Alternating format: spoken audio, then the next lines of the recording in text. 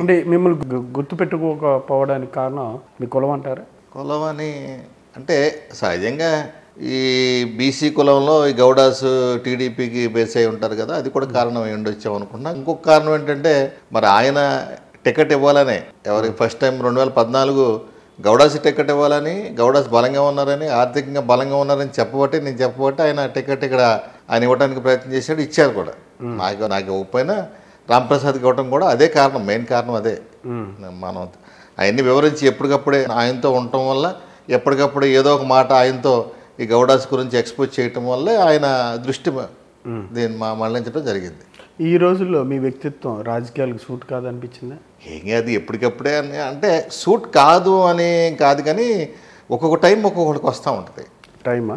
అంతే, టైం అంటే అట్లా సరిపెట్టుకుంటున్నారు అని అనుకోవాలి.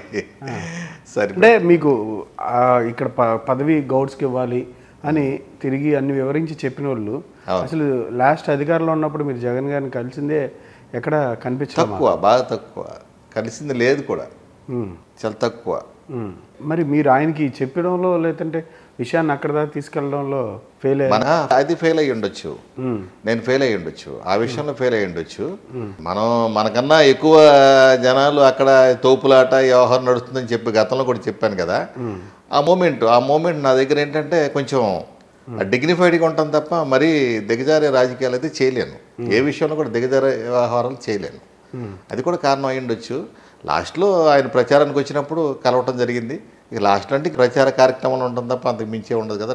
లాస్ట్ ఎలక్షన్లో ఆయన ప్రచారం కూడా మాతోనే ఆపేశాడు ఆయన. అప్పుడు వెళ్ళిపేట దగ్గర కలిసాం, మాట్లాడాం, దాంతో